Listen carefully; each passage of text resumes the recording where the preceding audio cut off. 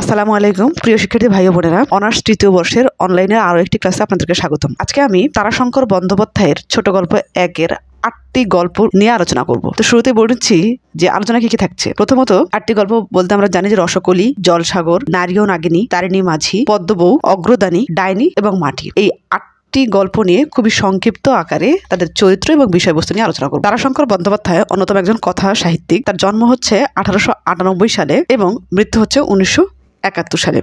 কথা সাহিত্য বলতে ছোট গল্প এবং উপন্যাসকেই বোঝায়। তাহলে আজকের আলোচনা হচ্ছে ছোট গল্প রসকলি। রসকলি অর্থটা কি? আমরা জানি যে বৈষ্ণব বা বৈষ্ণবীরা নাক থেকে একেবারে কপাল পর্যন্ত যে চিহ্ন আঁকে তাকে কিন্তু রসকলি বলে। এই রসকলি গল্পে আমরা একটা ধর্ম পাই, সেটা হচ্ছে বৈষ্ণব ধর্ম।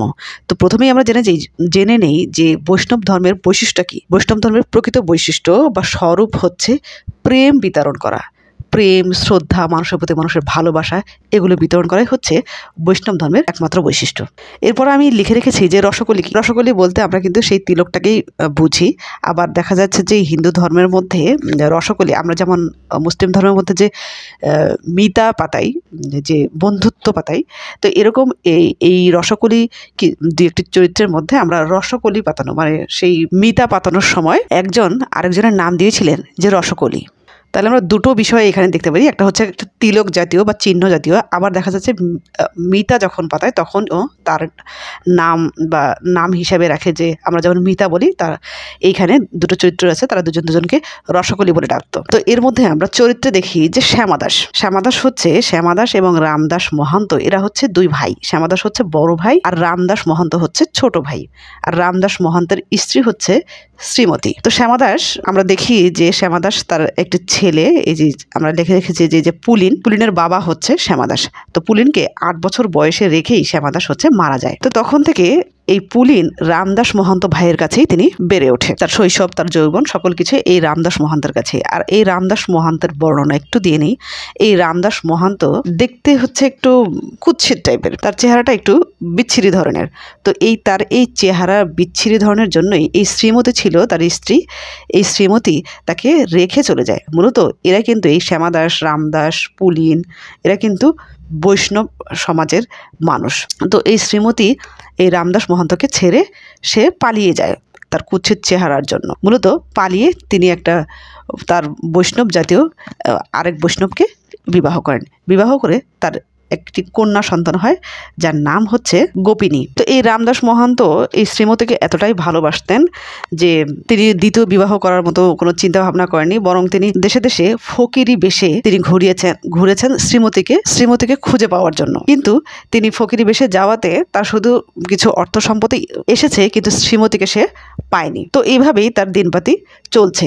আর এই পুলিন রামদাসের ভাতিজি বলা চলে। পুলিন হচ্ছে অত্যন্ত বোকা, নির্বোধ। তিনি মাঝে মাঝে অসংলগ্ন কথা বলে থাকেন, অর্থাৎ কোথায় কি বলতে হবে এটাও তিনি বোঝেন না। আমরা দেখি যে এই গল্পের মজলিসে তিনি অসংলগ্ন কথাবার্তা বলছেন।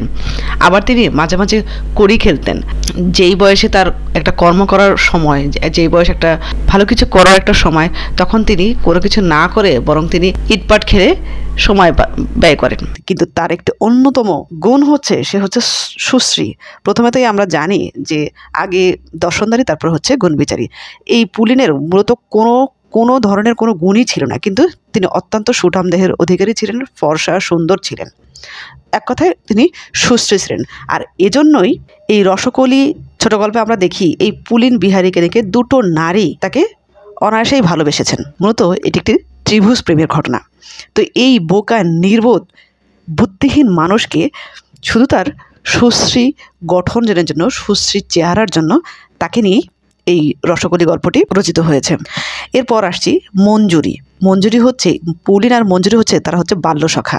তারা প্রথমেই একজন আরেকজনকে রসকলি বলতো। তো এই মঞ্জুরি চরিত্রটাকে আমরা একটু দেখি। তিনি অত্যন্ত প্রেমী এবং আত্মবিশ্বাসী, অত্যন্ত ত্যাগী, ব্যক্তিত্বের অধিকারী, মিলন সেতুও তাকে বলা হয়, মানবতাবাদী। মূলত মঞ্জুরি কিন্তু অত্যন্ত সুন্দর ছিলেন এবং গল্পরসিক ছিলেন। এই জন্য তার ছোটোবেলায় একবার বিয়েও হয়ে যায়, কিন্তু পরবর্তীতে তিনি আর সংসার করেনি, তিনি চলে আসেন। যদিও তার আগের স্বামী তাকে নিয়ে সংসার করতে চেয়েছিল, কিন্তু তিনিই সংসার করেনি, বরং তিনি চলে আসে এবং বন্ধুত্ব পাতে পুলিন দাসের সাথে। এই মঞ্জুরি আর পুলিন মূলত তারা দুইজন দুজনকে অনেক বেশি ভালোবাসে।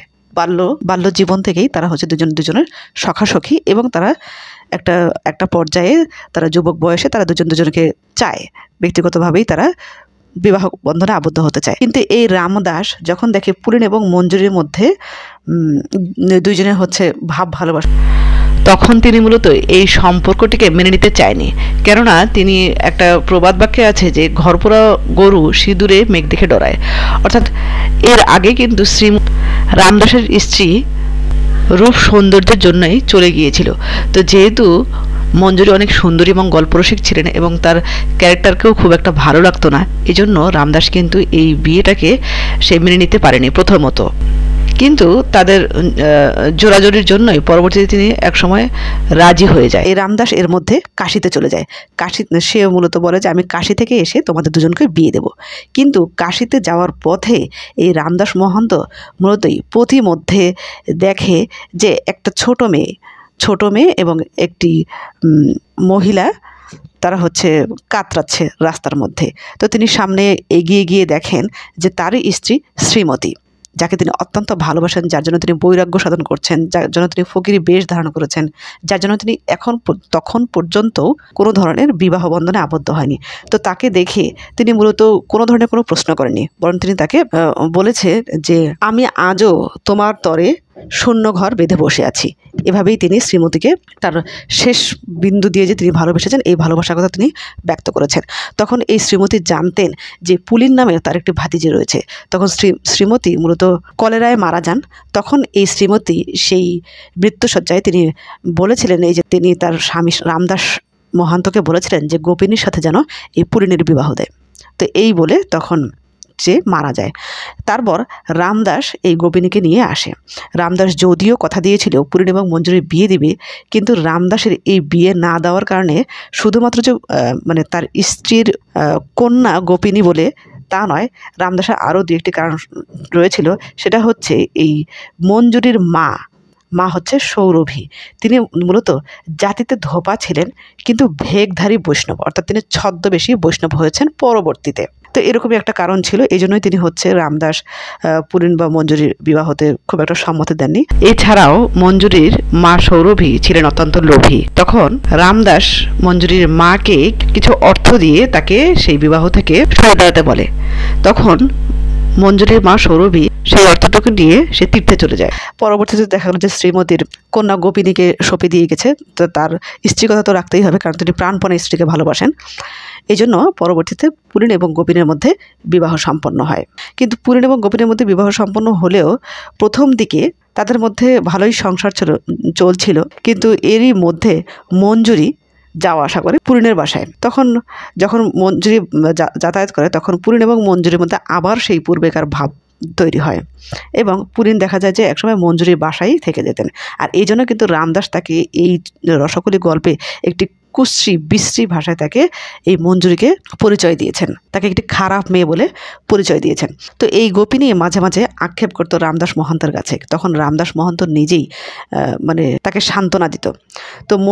তো রামদাস মহন্ত তিনি যখন মৃত্যুশয্যায় ছিল, তখন এই রামদাস মহন্ত পাড়া প্রতিবেশী এবং সকলকে ডেকে তিনি বলেছেন যে আমার যে সয় সম্পত্তি সব গোপিনীর নামে লিখে দিয়ে যাব। তখন পুলিন এটি শুনে অনেক বেশি রাগ হয়, এবং পুলিন সে মনে মনে চিন্তা করে যে সে আর রামদাস মহন্তের বাসায় যাবে না। এবং পাড়া প্রতিবেশীকে এই রামদাস মহন্ত বলেন যে মঞ্জুরির কাছ থেকে যেন পুলিনকে তারা নিয়ে আসে এবং গোপিনীর সাথে যেন সংসার করিয়ে দেয়। তো এরকমই একটা প্রেক্ষাপটে একসময় রামদাস মহন্ত মারা যায়। রামদাস মহন্ত মারা গেলে তখন এই গোপিনী এবং পুলিনের যে সয় সম্পত্তিগুলো ছিল, এগুলো নিয়ে মূলত সরকার কর্তৃক একটি নোটিশ আছে, বা তার যে সম্পত্তিগুলো সেগুলো জমিদার এবং সরকার কর্তৃক বাজেয়াপ্ত হতে চায়। পরবর্তীতে দেখা যায় যে এই মঞ্জুরি কি করে, জমিদারকে কিছু টাকা ঘুষ দিয়ে সে তার এই সয় সম্পত্তিগুলো সেগুলো উদ্ধার করে। মঞ্জুরি যদিও পুলিনকে অনেক বেশি ভালোবাসে এবং সে সবসময়ই বলে যে রসকলি আমি তো তোমারই। তো এইসব প্রেম বা আত্মবিশ্বাস থাকলেও তিনি পরবর্তীতে যে ত্যাগ স্বীকার করেন, অর্থাৎ পুলিনকে, তার বাল্য সখাকে, তার বাল্য প্রেমিককে সে দিয়ে দেয়। এবং পরবর্তীতে দেখা যায় যে তাদের মধ্যে একটা মিলন সেতু গড়ে তোলে এই মঞ্জুরি। মূলত পুলিন এবং গোপিনীর মধ্যে একটা সুন্দর সুসম্পর্ক গড়ে তোলে। সে কাশীতে চলে যায় এবং তাকে মানবতাবাদীও বলা হয়, কেননা এই যে রামদাস মহন্ত যখন মারা যায় তখন শ্রীমতীকে সান্ত্বনা দেবার মতো কেউ ছিল না। তখন এই মঞ্জুরি গিয়ে মূলত শ্রীমতী যদিও তার মানে শত্রুই বটে, তিনি নিজে গিয়ে শ্রীমতীকে সান্ত্বনা দেয়। তো এদিক থেকে কিন্তু মঞ্জুরিকে মানবতাবাদীও বলা হয়। তারপর হচ্ছে গোপিনীর চরিত্র তো আমরা বললামই, পুলিনের স্ত্রী এই গোপিনী। তারপর হচ্ছে মা সৌরভী, এ হচ্ছে মঞ্জুরি, জাতিত্বধোপা কিন্তু ভেগধারী একজন বৈষ্ণব। এই যে আমরা গল্পটি শুনলাম, এই গল্পর দিক থেকে কিন্তু আমরা বুঝি যে এই যে মঞ্জুরি, গোপিনী এবং পুলিন, এই দুজনের ত্রিভুজ প্রেমের কিন্তু একটা কাহিনী চলছিল। তো এই জন্যই মূলত মূল বিষয়বস্তুতে আমি লিখে রেখেছি যে একজন পুরুষকে কেন্দ্র করে দুই সম্পর্কের অর্থাৎ ত্রিভুজ প্রেমের যে টানাপোড়েন চলছিল, এটি মূলত ছোট গল্পের মূল বিষয়বস্তু। আসলে রসকলি গল্পটি যদি মানে ডিটেলসে যদি বলতে চাই 20 থেকে 25 মিনিট বলা যাবে, কিন্তু খুবই সংক্ষিপ্ত আকারে এখানেই বলতে হবে, নতুবা ভিডিওটি অনেক লং হয়ে যাবে বলে আমি মনে করছি। এরপর আসছি হচ্ছে জলসাঘর। জলসাঘর বলতে আমরা বুঝতেই পারছি যে এটিতে মূলত জমিদাররা যে বাইজিনি, যে গান বাজনা নৃত্য এগুলো দেখতো, তাদেরকে মহারণা দিত, তাদেরকে সম্মানিত। তো এরকমই একটা জৌলসপূর্ণ একটা মানে জলসাঘর শুনলেই আমরা এরকম একটা জৌলসময় একটা ঘর দেখতে পাই, বা জৌলসময় যা আগেকার দিনে জমিদাররা তারা তাদের সেখানে মদ খেত, তারা মাতাল হতো, তারপরে হচ্ছে তাদের ফুর্তি করতো। তো জলসাঘর বলতে মূলত আমরা বাইজিদের যে নাচ ঘর এটিকেই আমরা বুঝি। তো এখানে আমরা দেখি যে জমিদার রায়বাড়ি, জমিদারদের হচ্ছে ভূমিকেন্দ্রিক শাসন ব্যবস্থা ছিল, অর্থাৎ জমিদাররাই মূলত সামাজিক, রাজনৈতিক, অর্থনৈতিক বা রাজস্ব জাতীয় সকল কিছু কিন্তু জমিদাররাই নিয়ন্ত্রণ করত। এরকম একজন জমিদারের বাড়ি হচ্ছে জমিদার রায়বাড়ি। তো এই জমিদার রায়বাড়ি মূলত 7 পুরুষ থেকে বংশ পরম্পরায় তারা চলে আসছে। এর মধ্যে 3 পুরুষ জমিদার রায়েরা তারা সঞ্চয় করেছেন, অর্থটাকে সঞ্চয় করেছেন। 4র্থ পুরুষ কি করেছিল? রাজত্ব করেছে, রাজরাজত্ব করেছিল। এরপর হচ্ছে 5ম 6ষ্ঠ পুরুষরা হচ্ছে সেগুলোকে ভোগ করেছিল এবং ঋণ করেছিল। এবং 7ম যে পুরুষ, এই পুরুষ হচ্ছে এই বিশম্ভর রায়, যিনি কিনা ঋণ সমুদ্রে তলিয়ে গিয়েছিল। চেয়ে চেয়ে দেখা ছাড়া এই বিশম্ভর রায়ের কোনো কিছুই করার ছিল না। তো আসছি 7ম জমিদার হচ্ছে বিশম্ভর রায়। তো এই বিশম্ভর রায়ের পরিচয়টা একটু দিয়ে নেই। বিশম্ভর রায় হচ্ছে সামন্ততন্ত্রের শেষ প্রতিনিধি। এই যে বললাম যে ভূমিকেন্দ্রিক যে শাসন ব্যবস্থা, তো এই বিশম্ভর রায় যেহেতু 7ম জমিদার, তো ঋণের দায়ে তিনি মূলতই ঋণ গর্ভে তিনি তলিয়ে গেছেন। এবং একদিন দেখা যায় যে বিশম্ভর রায়ের বাড়িতে বিশাল একটি উৎসব হয়, আর সেই উৎসবের পরপরই তার স্ত্রী এবং সন্তানেরা কলেরায় মারা যায়। আর তখন থেকেই বিশম্ভর রায় একান্তই নিঃসঙ্গ এবং একাকী হয়ে যায়। এই জন্য এই বিশম্ভর রায় হচ্ছে, একে বলা হয় যে সামন্ততন্ত্রের শেষ প্রতিনিধি এবং এই জলসাগরের নিঃসঙ্গ এবং একাকী। তারপর হচ্ছে অনন্ত, বা যে কিনা হচ্ছে ভৃত্য বা চাকর। আমরা জানি জমিদার বাড়িতে অনেক পরিচারিকা থাকে, তো এইরকমই একটা চাকর হচ্ছে অনন্ত। তিনি হচ্ছে জমিদার বাড়ির সকল ইতিহাসের সাক্ষী, অর্থাৎ তাদের যে এই যে 1ম পুরুষ থেকে শেষ পুরুষ পর্যন্ত কিন্তু এই অনন্ত সাক্ষী, যে 1ম পুরুষের যে 3 পুরুষ তারা কিভাবে সঞ্চয় করেছে, তারা কিভাবে 4র্থ পুরুষ কিভাবে রাজত্ব করেছে, 5ম 6ষ্ঠ পুরুষ কিভাবে এগুলোকে ভোগ করেছে এবং ঋণ করেছে, এবং 7ম পুরুষ অর্থাৎ বিশম্ভর রায়ের যে সর্বশেষ দুর্বিষহ পরিস্থিতি, এই সকল কিছুও তিনি দেখছেন। এজন্যই হচ্ছে তিনি মূলতই সকল ইতিহাসের সাক্ষী। তারপর হচ্ছে তারাশঙ্কর বা নায়েব। নায়েব হচ্ছে তিনি মূলত রাজা বা জমিদারদের যে ভূসম্পত্তি রয়েছে যেগুলো তিনি দেখাশোনা করেন, আয় ব্যয় হিসাব রাখেন। তারপর হচ্ছে অর্থাৎ অর্থনৈতিক কাঠামো যে ধরে রাখার চেষ্টা করে এবং এখন পর্যন্ত চেষ্টা করছে, সে হচ্ছে তারাশঙ্কর নায়েব। এরপর হচ্ছে আরেকটি বিশেষ চরিত্র, সে হচ্ছে তুফান বা ঘোড়া। এই তুফান হচ্ছে অত্যন্ত তেজ রয়েছে এই তুফানের, বলিষ্ঠ, এবং সে অত্যন্ত প্রভুভক্ত। আর জমিদার রায়, এই বিশম্ভর রায়ের একটি অভ্যাস হচ্ছে তিনি ভোর 3টে থেকে অর্থাৎ সকাল থেকে তিনি একদম তার পুরো গ্রাম রয়েছে সেই গ্রামে তিনি এই তুফানকে নিয়ে তিনি চড়ে বেড়াতেন, পুরো গ্রামকে তিনি ঘুরে বেড়াতেন। এটা হচ্ছে তার একটা ঐতিহ্য চলে, তার একটা হচ্ছে জমিদার একটা মেজাজ এখানে ধরা পড়ে। তো এই তুফান হচ্ছে তার অত্যন্ত প্রিয় একটি ঘোড়া, এবং এই ঘোড়াকে তিনি মানে অত্যন্ত যত্ন করতেন, অত্যন্ত ভালোবাসতেন। কিন্তু আমরা শেষ পর্যায়ে এসে দেখি যে বিশম্বর রায়ের যখন কোনো কিছুই ছিল না, সব কিছুই মানে শেষের পথে, তখন তুফানকে তিনি মানে খুব একটা যত্ন করতে পারেনি, তাকে তার খাবার দাবারে খুব একটা যত্ন করতে পারেনি। এই জন্য তুফান পরবর্তীতে দেখা যায় যে তাকে অনেক মনমরা হয়ে যায়, তার শরীরে কোনো তেজ থাকে না, তার শরীরে কোনো শক্তি থাকে না, তার শরীর সে মূলতই অসুস্থ হয়ে যায় বা নিঃসঙ্গ হয়ে যায়। জমিদার বিশম্বর রায়ের মতোই মূলত তুফানও একদম নিঃসঙ্গ, একাকী এবং তেজহীন হয়ে পড়ে। এরপর হচ্ছে আমরা সবচেয়ে ইম্পর্টেন্ট একটি চরিত্র, সেটি হচ্ছে মহিম গাঙ্গুলি। তিনি কিনা ধনিকতন্ত্রের প্রতিনিধি, উঠতি ধনী তাকে বলা হয়, এবং সে অত্যন্ত অহংকারী। ধনিকতন্ত্র বলতে বোঝা হচ্ছে ধনবান শ্রেণীর শাসন। এই জাতীয় সরকার ব্যক্তিগত জীবনের প্রতিটি ক্ষেত্রে নিজস্ব কর্তৃত্ব বজায় রাখে। তারা হচ্ছে ব্যবসা বাণিজ্য করে উঠতি কিছু ধনী হয়ে যায়, আর উঠতি ধনীর জন্যই মূলত তারা ধনিকতন্ত্রের প্রতিনিধি হয়ে দাঁড়ায়। জলসাঘর কিন্তু জমিদার পতনের অন্যতম একটি কারণ হচ্ছে এই জলসাঘর। কেন জলসাঘরে শুধুমাত্র তারা মাতাল হয়ে পড়ে থাকতো, বাইজিদের নাচ দেখতো, বাইজিদের মোহরানা দিত শত শত টাকা। বা তাদের মহিম গাঙ্গুলি যখন দেখলেন যে এই বিশম্বর রায় একেবারেই নিঃস্ব হয়ে পড়েছেন, একেবারেই তার জমিদারি নেই বললেই চলে, তখন তিনি অহংকার করে তিনি আর যখন জমিদারি ছিল তখন এই বিশম্বর রায় বা জমিদার বিশম্বর রায়দের কিন্তু পাড়া প্রতিবেশী হোক বা প্রজারা হোক সকলেই কিন্তু হুজুর বলে ডাকতো। কিন্তু এই মহিম গাঙ্গুলি একমাত্র তিনি হচ্ছে উঠতি ধনী হওয়ার পরে এই বিশম্বর রায়কে দাদা ঠাকুর বলে ডাকতো। এভাবেই কিন্তু তিনি তার অহংকারকে এখানে প্রতিষ্ঠা করেছেন। এছাড়াও মহিম গাঙ্গুলি একদিন একটা জলসাঘরের আয়োজন করেন এবং বাইজিদের ডেকে নিয়ে আসেন।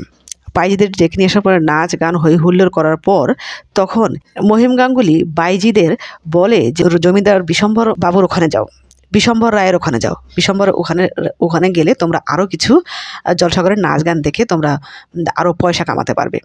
মূলত এই যে বাইজিদের এই যে বিশম্বর রায়দের কাছে পাঠিয়ে দেওয়া, এটা কিন্তু মূলত তাকে কোণঠাসা করার জন্য, তাকে ছোট করার জন্য, তাকে অপমান করার জন্য পাঠিয়েছে। কেননা মহিম গাঙ্গুলি খুব ভালো করেই জানতেন যে বিশম্বর রায়দের অবস্থা খুবই করুণ, তারা নিঃস্ব, তো তার কাছে বিশম্বর রায়ের কাছে পাঠিয়ে দেয়। কিন্তু বিশম্বর রায় যেহেতু একজন জমিদার, তার জমিদারির যে একটা মেজাজ সেটা কিন্তু তার ছিল এবং আছে, তখন পর্যন্তও আছে।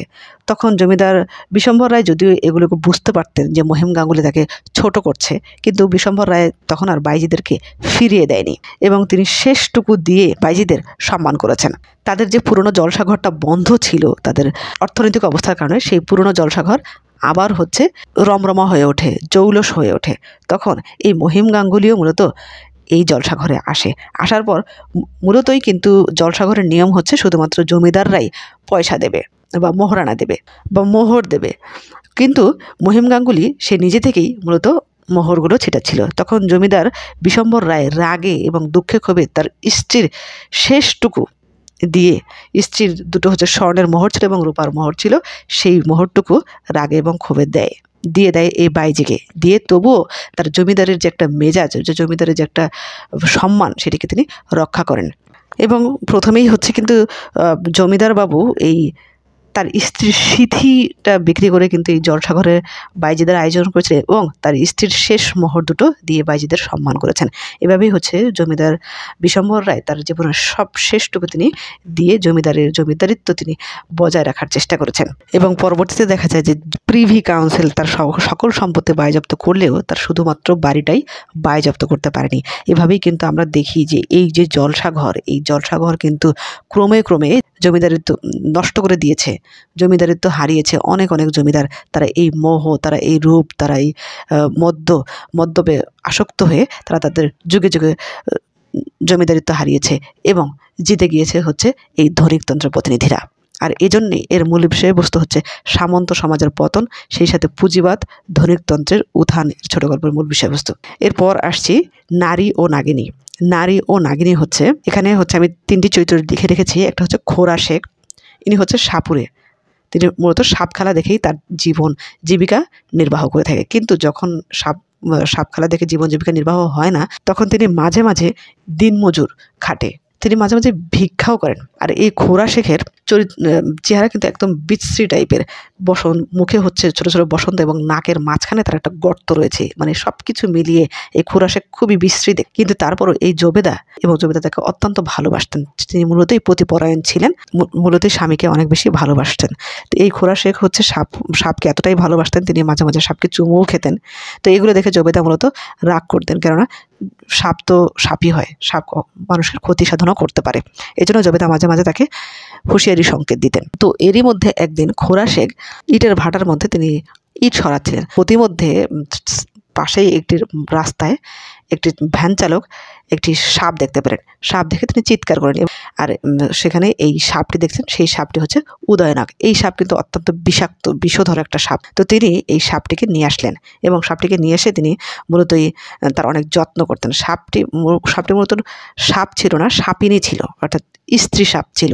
তো এই সাপটি মূলত, এই সাপটির ক্যারেক্টারে আমি দেখি যে এখানে তিনি প্রভুভক্ত, ঈর্ষা, তার মধ্যে হিংসাও রয়েছে এবং তিনি প্রতিশোধ পরায়ণ দেখেছি। তো এই জবেদা এই খোরা শেখ যখন উদয়নাগকে নিয়ে আসলেন এবং উদয়নাগের সে অনেক বেশি যত্ন করেন, তাকে যত্ন করে একটি স্বর্ণের নাক ফুল পরিয়ে দেয়। আবার জবেদাকে একদিন সে বলে যে যা তুই আয়না নিয়ে আয় এবং সিঁদুর নিয়ে আয়।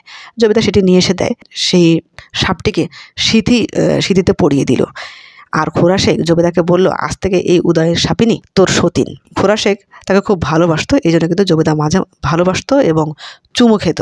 আর এই জন্য জবেদা খুব রাগ হতো এবং সে অনেক বেশি হিংসায় জ্বলে উঠতো। তো আমরা এই উদয়নাগের এই যে খোরা শেখ এবং উদয়নাগের যে একটা সম্পর্ক, তাদের যে একটা প্রেম, তাদের যে একটা ভালোবাসা, তাদের মধ্যে একটা যে সুন্দর একটা সম্পর্ক, আমরা দেখি যে একটা পশু এবং পাখির মধ্যেও কিন্তু মানুষের সুন্দর একটা সম্পর্ক তৈরি হতে পারে, সুন্দর একটা ভালোবাসা তৈরি হতে পারে, মমতা তৈরি হতে পারে, মায়া তৈরি হতে পারে। সেটা হচ্ছে খোরা শেখ এবং উদয়নাগের মধ্যেই আমরা এটাকে দেখতে পারি। তো এই জবেদা যেহেতু মাঝে মাঝেই ঈর্ষা করতো, তো উদয়নাগ কখনো থাকতো কখনো থাকতো না।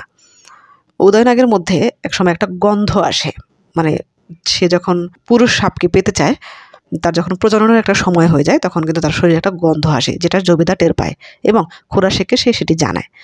তখন খোরা শেখ উদয়নাগকে একটি জঙ্গলে ফেলে আসে। যখন তার প্রজনন মানে সিস্টেমটা সমাপ্ত হয়, তখন উদয়নাগ মাঝে মাঝে আবার সে খোরা শেখের বাসায় চলে আসে। তো এরকমই একদিন যখন আসলো, তখন জবেদা এই উদয়নাগকে দেখে একটা ঘোঁটা দিয়ে তাকে ঢিল মারলো, অর্থাৎ তাকে হিংসা করলো। তখন এই উদয়নাগ সে চলে গেল সেখান থেকে। কিন্তু পরের দিন রাতে তখন এই উদয়নাগ প্রতিশোধ হিসেবে, অর্থাৎ তার মনেও একটা হিংসা তৈরি হয়েছিল এবং জবেদার প্রতি রাগ হয়েছিল। এই জন্য সে প্রতিশোধ নেওয়ার জন্যই জবেদাকে সাপে কামড়ালো। তখন খোরা শেখ যদিও বলে উঠেছিল যে জবেদা যদি না বাঁচে তাহলে তোকেও আমি বাঁচতে দেবো না, এরকমই খোরা শেখ একটা কথা বলেছিল। কিন্তু পরবর্তীতে দেখা যায় যে খোরা শেখ আর সেই কথাটি রাখেনি। সে এটি বলে সমাপ্ত করেছে যে জবেদা যেমন ঈর্ষা করেছে বা হিংসা করেছে তোকে, তুইও জবেদাকে হিংসা করে জবেদাকে মেরে ফেলেছিস। তোরা দুজনেই হচ্ছে ঈর্ষান্বিত এবং প্রতিশোধ পরায়ণ। আর এই জন্যই খোরা শেখ মূলত তার সেই কথাটি রাখতে পারেনি। আর এর দরুন এর মূল বিষয়বস্তু হচ্ছে নারী ও নাগিনীর যে একই চাওয়া পাওয়া, তাদের মধ্যে যে একটা হিংসা, চাওয়া বাসনা, তাদের মধ্যে একটা ঈর্ষা, অর্থাৎ জবেদার মনেও ঈর্ষা এবং উদয়নাগের মনেও কিন্তু একটা ঈর্ষা।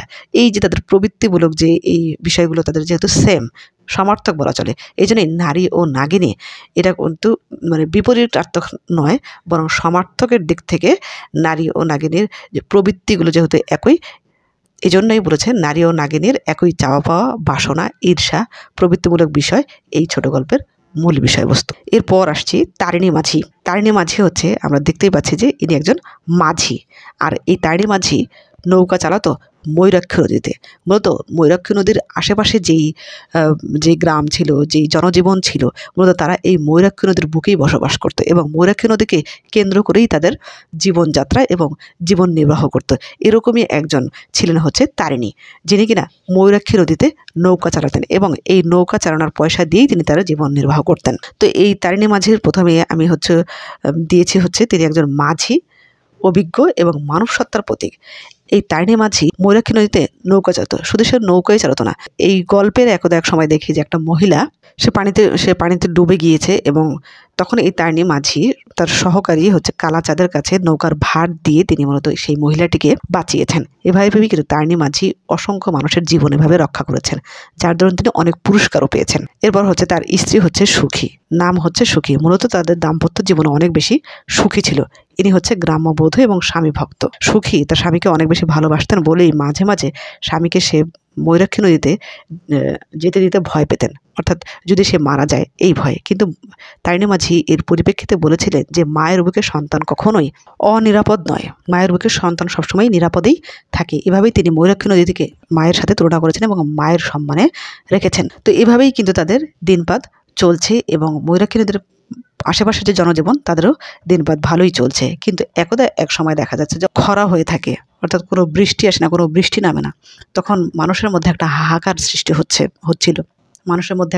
মানুষের জীবিকা নির্বাহ অনেক বেশি কঠিন হয়ে যাচ্ছিল। তখন তারা কোনো উপায় না পেয়ে শহরের দিকে ধাবিত হচ্ছিল। কিন্তু তারিণী মাঝি সে বিশ্বাস করতো যে বৃষ্টি আসবে, বন্যা হবে এবং সে আবার ময়ূরাক্ষী নদীর কূলে ভাসবে, এরকমই স্বপ্ন দেখতেন। কিন্তু এক পর্যায়ে তারিণী মাঝি দেখলেন যে আর বৃষ্টি হচ্ছেই না। তখন তিনি শহরের দিকে পাড়ি জমাতে থাকলেন। শহরের দিকে পাড়ি জমাতে গিয়েই যাবার পথেই প্রতিমধ্যে তিনি 3 দিনের মাথায় সে শহরে পৌঁছাবে। কিন্তু দুদিন যখন হলো তখনই দেখলো যে পিঁপড়া হচ্ছে মাথায় ডিম নিয়ে উঠেছে, কাকগুলো খড়কুটো সংগ্রহ করছে। আর এগুলো কিন্তু বৃষ্টি হওয়ার লক্ষণ, কেননা পিঁপড়ের ডিম হচ্ছে মাটির নিচে থাকে। যখন বন্যা হয় তখন পিঁপড়ে বুঝতে পারে যে এখন বন্যা হবে, এই জন্যই কিন্তু মূলত তিনি সেই পিঁপড়ের ডিমগুলো সংগ্রহ করেন, যাতে করে বন্যায় সেটি নষ্ট না হয়ে যায়। আর কাকগুলো হচ্ছে খড়কুটো তৈরি করেন সে তাদের নিশ্চিন্ত বাসা করার জন্য। তো এগুলো কিন্তু মূলতই মাঝির এক ধরনের, তারিণী মাঝি এক ধরনের অভিজ্ঞতা। আর এই অভিজ্ঞতা থেকেই তিনি বুঝতে পারলেন যে এখন বন্যা হবে। তখন তিনি আবার সেই শহরে না গিয়ে বরং তিনি ফিরে আসলেন তার গ্রামে। কিছুদিন পরেই বন্যা হলো। কিন্তু এই বন্যা এমন বন্যা হলো যে সবকিছু ভাসিয়ে নিয়ে গেল, যেখানে জীবনযাত্রা আরও বেশি কঠিন হয়ে দাঁড়ালো। অর্থাৎ গ্রাম, বাড়ি, ঘর সকল কিছু ভাসিয়ে নিয়ে যাচ্ছিল। আর তখনই তাদের আরও দুর্ভিক্ষময় জীবন তাদের তৈরি হলো। একদা এক সময় এই তারিণী মাঝি যখন দেখলো যে বন্যায় সবকিছু ভাসিয়ে নিয়ে যাচ্ছে, তখন তাড়াহুড়ো করে তিনি বাড়ির দিকে রওনা হলেন এবং বাড়ির দিকে রওনা হয়ে দেখেন যে তার স্ত্রী সুখী তার ঘরের একটি খুঁটি ধরে দাঁড়িয়ে আছেন। যদিও ভেসে যাওয়ার উপক্রম, কিন্তু তারপর তিনি ঘরের মধ্যেই রয়েছেন। তারিণী মাঝি বললেন যে তুই এখানে কেন দাঁড়িয়ে আছিস, তুই তো ভেসে যাবি। তখন এই সুখী বলল যে যদি তুমি আমাকে এসে না পাও, খুঁজে না পাও, এই জন্যই আমি এখানে দাঁড়িয়ে আছি। তাদের মধ্যে এতটাই বিশ্বাস, ভালোবাসা এতটাই সকল কিছু ছিল যে এই বিশ্বাসেই মূলত তিনি এই খুঁটিটি ধরে যায়। তখন তারিণী মাঝি এবং সুখী তারা বন্যায় তারা হাতড়াচ্ছিল এবং বেঁচে থাকার আশ্রয়টুকু খুঁজতেছিল। এরপরে আমরা আরও দুর্বিষহ একটি চিত্র দেখি। সেটি হচ্ছে এই যে তারিণী মাঝির স্ত্রী সুখী তারিণী মাঝিকে খুব জাপটে ধরেছিল, কারণ তার বিশ্বাস ছিল যে তারিণী মাঝি তাকে ছেড়ে যাবে না। আর যেহেতু এই তারিণী মাঝি ময়ূরাক্ষী নদীর বুকে অনেক মানুষকে তিনি বাঁচিয়েছেন, সে তো তার স্ত্রী। এই তারিণী মাঝি কখনোই তাকে স্ত্রীকে অন্তত রেখে যাবে না, এই জন্য তিনি শক্ত করে ধরছিলেন।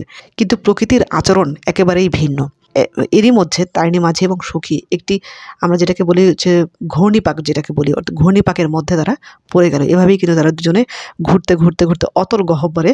কিন্তু তৎক্ষণাৎ সময়ে তারিণী মাঝি, প্রত্যেকটা মানুষই কিন্তু চায়, যখন মানুষের আর কোনো উপায় থাকে না, যখন মানুষের আর কোনো শক্তি থাকে না, তখন কিন্তু মানুষ চায় যে একটু নিঃশ্বাস নিতে, তখন কিন্তু মানুষ চায় নিজে প্রাণে বেঁচে উঠতে। তারিণী মাঝি আপ্রাণ চেষ্টা করছিল সুখী সহ সে বেঁচে থাকার জন্য, কিন্তু সে পারছিল না। সুখী বরং পিঠে হচ্ছে অনেক বেশি ভার হয়ে যাচ্ছিল। ধীরে ধীরে সুখী হাত পা ছেড়ে দিয়েছিল। তারিণী মাঝিরও বল শক্তি কমে আসছিল। তখন তারিণী মাঝি তার সুখী স্ত্রীর কথা নয়, বরং তিনি ভাবছিলেন যে আমার পিঠ থেকে এই পাথরটা সরে গেলেই আমি একটু প্রাণে বাঁচতে পারি, আমি একটু প্রাণবায়ু নিতে পারি। এরকমই একটা পরিস্থিতির মধ্যে তারা দুজনেই পড়ে গেছিলেন। তখন তারিণী মাঝি বাধ্য হয়ে তার স্ত্রীকে, তার এত ভালোবাসার স্ত্রীকে, তার এত শখের স্ত্রীকে সে ফেলে দিয়ে সে একটু প্রাণবায়ু পাওয়ার আশ্বাসে সে উঠে দাঁড়ালেন এবং সে প্রাণবায়ু পেলেন। এভাবেই কিন্তু দেখা যায় যে সুখী পড়ে যায় হচ্ছে অতল গহ্বরে এবং তারিণী মাঝি ময়ূরাক্ষী নদীর তীরে বেঁচে উঠলেন। তো এর মধ্যে কিন্তু একটা মানব সত্তা দেখতে পারি আমরা।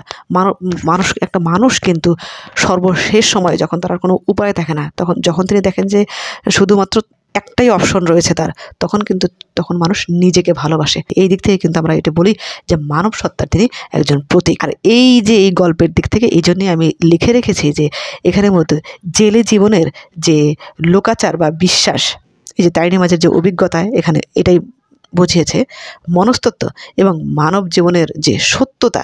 মানুষ হচ্ছে মূলত যখন তার কোনো উপায় থাকে না, তখন কিন্তু তার অপশন যখন একটা থাকে, তখন কিন্তু মানুষ নিজেকেই ভালোবাসে, নিজেকেই প্রতিষ্ঠা করতে চায়। এই জন্য মানব জীবনে এটা হচ্ছে চরম সত্য, আর এই সত্যতাই হচ্ছে এই গল্পের মূল বিষয়বস্তু।